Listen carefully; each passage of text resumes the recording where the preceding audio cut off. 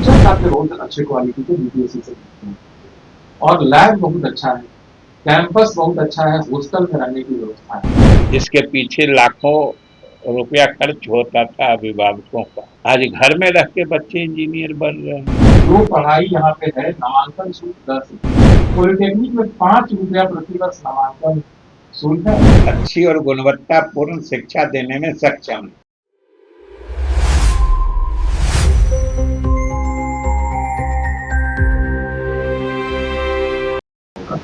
आज की तिथि में यहाँ हर जिले में एक इंजीनियरिंग, राजकीय इंजीनियरिंग कॉलेज है, गवर्नमेंट इंजीनियरिंग, और 46 पॉलिटेक्निक संस्थान की पढ़ाई हो रही है और 47वां बगहा पश्चिम चंपारण में स्वीकृत हुआ है, जिसमें आगामी सत्र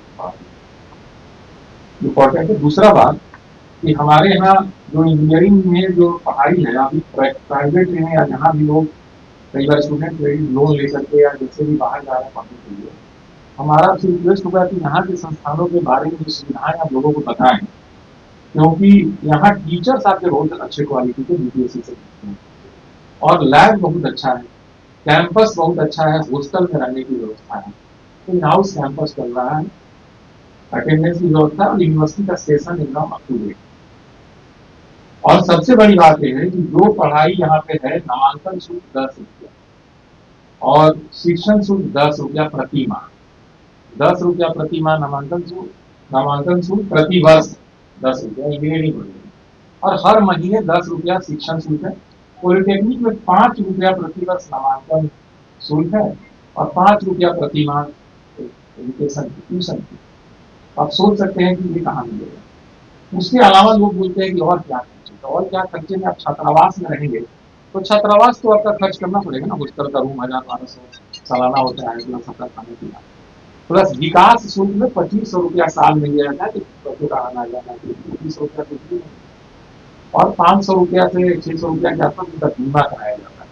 तो कुल मिला के फीस तो है 10 रुपया ट्यूशन की प्रति माह और नामांकन 10 रुपया, और 2500 रुपया की जो लिया जाता है वो बहुत ओवर और उसके पर्सनालिटी के ग्रोथ के लिए व्यय किया जाता है। इसके अलावा कोई खर्चा सरकारी संस्थान में नहीं, ये सबसे बड़ी बात है। और टीचर्स सब इसमें जो नियुक्त हुए हैं बीपीएससी से पास करके प्रॉपर एनआईटी या आईआईटी से पढ़े हुए लोग यहाँ पर टीचर हैं। आज विभाग काम कर रहा है और मेरे पास आंकड़े भी हैं बताने को और चीजें भी हैं कि कितने हमारे बच्चे आज निकलते हैं, और हजारों बच्चे इन संस्थानों से निकल के आज अच्छी अच्छी नौकरियां पा रहे हैं, पा चुके हैं और भविष्य में भी पाने वाले हैं। ये कितना महत्वपूर्ण है इसका अंदाजा इसी से लगा सकते हैं। एक तो बाहर बच्चे जाते थे, वो बंद हो गया। बिहार का संसाधन बाहर दूसरे प्रदेशों में जा रहा था, वो बंद हो गया। हमारे यहाँ घर में रह के बच्चे पढ़ रहे हैं और कितनी सहूलियत हो रही है, और अभिभावक गण कितना अभिभूत हैं, इसका मैं व्यक्तिगत रूप से आपको जिम्मेदारी से कहानी बता सकता हूँ, इसलिए कि एक गवर्नमेंट इंजीनियरिंग कॉलेज मेरे निर्वाचन क्षेत्र में भी, और जिनके स्थानीय लोगों के बच्चे उस इंजीनियरिंग कॉलेज में दाखिला लेते हैं, चाहे वो नेशनल लेवल पे जो टेस्ट से होता है उसमें जाएं या स्टेट लेवल पे जो टेस्ट होता है उससे जाएं, जो उसमें घर में रह के एक तरह से बच्चे इंजीनियर बन रहे हैं, जिसके पीछे लाखों रुपया खर्च होता था अभिभावकों का। आज घर में रह के बच्चे इंजीनियर बन रहे हैं, अच्छी नौकरी पा रहे हैं। तो ये एक तरह से समझिए समाज का रूप बदलने वाला, समाज को हर तरीके से आगे बढ़ाने वाला, समाज के आर्थिक उन्नति की तरफ ले जाने वाला, बेरोजगार नौजवानों को रोजगार देने वाला, हर क्षेत्र में इसका व्यापक प्रभाव हो रहा है। और कई तरह के इन लोगों ने मतलब अतिरिक्त इसमें जो कहिए अपने समझ-बूझ से इनोवेटिव आइडियाज भी लगाए कि कई सारे महाविद्यालयों में सेंटर ऑफ एक्सलेंस बनाया गया है, अलग अलग सब्जेक्ट के सेंटर्स ऑफ एक्सलेंस है। और वो भी हमारे पास आंकड़े हैं कि जहाँ कहीं सेंटर ऑफ एक्सलेंस बनाया गया है, मतलब वहाँ के उन विषयों में, उन संस्थानों में पढ़ाई की गुणवत्ता बढ़ाई गई है, तो वहाँ के जो छात्र पढ़ के निकलते हैं उनकी एम्प्लॉयबिलिटी भी बढ़ गई है। उनको जो मार्केट में कहिए कि जो एम्प्लॉयमेंट मार्केट है उसमें उनकी मांग और कीमत भी बढ़ गई है। ये सबसे बड़ी बात है। और प्रत्यक्ष उदाहरण या जिसको कहिए दृश्यता है, विजिबिलिटी, जो सब लोग देख रहे हैं, इसको कोई अधिक गहराई से जाने की भी जरूरत नहीं। जितने टीचर हैं वो अच्छा है और गुणवत्तापूर्ण दे रहे हैं, और शिक्षकों की नियुक्ति हम लगातार कर रहे हैं बहुत ही ट्रांसपेरेंट और बोनाफाइड तरीके से, इसलिए हम अच्छी और गुणवत्तापूर्ण शिक्षा देने में सक्षम हैं। सर, एक सवाल ये भी यहाँ से लाखों बच्चे हमारे दूसरे प्रदेश में जाकर के पढ़ाई कर रहे हैं, यहाँ की शिक्षा अच्छी नहीं है, जिससे आगे रह जाती है। ऐसी कोई सूचना नहीं मिली है कि यहाँ जिनका नामांकन हो गया है और छोड़ के वो दूसरी जगह चले जाते हैं। देखिए, इसमें तकनीकी शिक्षा में अन्य जगहों पे भी आप जाएंगे प्राइवेट इंस्टीट्यूट में, तो आप आंकड़ा लेंगे तो 50% सीटें भी कई जगह पे पाती हैं। उसका कारण है कि ब्रांच, बच्चों का ब्रांच में इंटरेस्ट, जैसे मैकेनिकल बच्चा पढ़ना नहीं चाहता और उसका यहाँ मैकेनिकल में हो रहा है, उसको सिविल कहीं मिलेगा तो जा करके वो पढ़ेगा। परंतु जो औसत है देश में सरकारी संस्थानों में एडमिशन का, हमारा 93% हो रहा है। उसमें मान लीजिए टेक्सटाइल है, ठीक है, कुछ कोर्स 30 सीटें हैं पर बच्चे 20 ही उसमें इंटरेस्टेड हैं। इस कारण से 5-6% सीटें आपकी तकनीकी संस्थानों में वैकेंट हमेशा रहेंगी।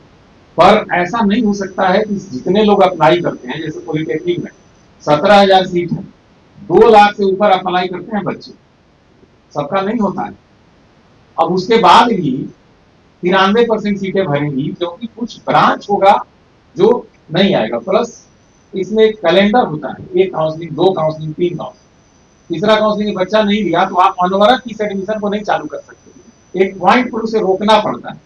इस कारण कहीं ना कहीं 5%, 10% सीट आपकी हमेशा खाली मिलेगी। सर, कितने बच्चे बिहार से बाहर पढ़ रहे हैं उच्च शिक्षा के लिए? बिहार से बाहर जितने बच्चे पढ़ रहे हैं उच्च शिक्षा के क्या लिए, कह रहे हैं? बाहर से बाहर कितने बच्चे उच्च शिक्षा के लिए पढ़ रहे अब हैं, ये ऑथेंटिक डाटा तो हम नहीं दे सकते, लेकिन हम इतना जरूर बता सकते हैं कि जितने बच्चे पहले बाहर पढ़ते थे उससे कई प्रतिशत कम बच्चे अब बाहर पढ़ते हैं। अपने इंजीनियरिंग कॉलेज में कितने बिहार से बाहर के बच्चे पढ़ रहे हैं सर? बता, अभी इंजीनियरिंग कॉलेज में बिहार से बाहर के बच्चों के लिए नीति नहीं है। आज की स्थिति में बिहार की इंजीनियरिंग कॉलेज में एडमिशन के लिए बिहार का डोमिसाइल होना या यहाँ का मतलब होना अनिवार्य है। तो इस तरह का अभी नीति नहीं है, इस तरह से बाहर के बच्चे नहीं पढ़ रहे, टीचर आके बहुत बाहर आ रहे हैं। प्लेसमेंट के लिए सर किन कंपनियों के साथ होता क्या है, जो बड़ी कंपनियां आती हैं साल के आखिर में, तो कौन सी बड़ी कंपनियां हैं जिसमें? देखिए, अभी तो बड़ी जो कंपनियां होंगी जो हाई पैकेज देती हैं वो तो कम मात्रा में प्लेसमेंट कराएंगी, और जिनका सैलरी पैकेज कम होगा, उनका रिक्वायरमेंट नंबर ज्यादा होता है। तो बिहार में आप देखेंगे तो सिस्को, HCL, विप्रो, ये सब जो IT की कंपनी है, ये सब लेके ज्यादा मात्रा में जाती है। GE है जो वेल्डिंग में आता है, L&T है सिविल के लिए ले जाता है, टाटा मोटर्स, टाटा इलेक्ट्रॉनिक्स, ये सब बहुत सारे अलग अलग हैं काफी, और सबका प्लेसमेंट यहाँ चलता रहता है, सबके सेंटर बने। अखिल भारतीय तकनीकी शिक्षा परिषद का 1 मार्च को एक रिपोर्ट जारी हुई, मतलब बिहार का कोई इंजीनियरिंग कॉलेज शामिल नहीं है। कौन सा रिपोर्ट? अखिल भारतीय तकनीकी शिक्षा 1 मार्च कौन रिपोर्ट है? क्या रिपोर्ट है? इसमें एक भी नहीं। क्या चीज में, NBA में या क्या? NBA, हाँ, NBA का एक्रेडिटेशन जो होता है उसका आपको गाइडलाइन समझना पड़ेगा। NBA एक्रेडिटेशन एक बहुत अच्छा चीज है। हम लोगों ने 2 साल पहले मुजफ्फरपुर के सिविल ब्रांच का NBA एक्रेडिटेशन कराया था।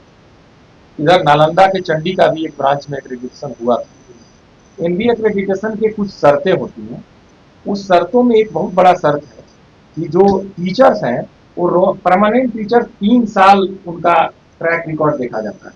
तो आपके इंजीनियरिंग कॉलेज जनरली जो टीचर्स आए बने हैं 22-23 में ज़्यादा, और टीचर्स उसी दौरान आए हैं। तो अब एनबीए के एलिजिबिलिटी को अब हम लोग फुलफिल करने की स्थिति में है, लिहाजा सारे इंजीनियरिंग कॉलेज एनबीए पर अप्लाई कर रहे हैं और मुझे लगता है कि इस वर्ष में काफ़ी संख्या में हमको एनबीए एप्लीकेशन मिलेगा, क्योंकि हम उन शर्तों को अब पूरा कर रहे हैं। सेंटर ऑफ एक्सीलेंस से रिलेटेड 2 सवाल है मेरे। सर पहला सवाल ये है कि जितने भी जो 75 सेंटर ऑफ एक्सीलेंस से रिलेटेड 2 सवाल है। पहला सवाल ये है कि जो 75 नए सीओई जो हैं उसमें कितने जगहों पे टीचर्स के लिए ऑन साइट ट्रेनर्स हैं? देखिए, जो सेंटर ऑफ एक्सीलेंस बना है इसका हब एंड स्पोक मॉडल में था, अब तो सभी का हब कर दिया गया। उसमें है कि एक Big dreams need the right foundation. At Vidya Vihar Residential School, holistic education goes beyond classrooms. World-class facilities, caring houses, nutritious food, advanced labs, vast playgrounds, and inspiring mentors come together to nurture every child. Here, learning is balanced, values are lived, and every student truly belongs. Vidya Vihar Residential School, where learning transforms futures.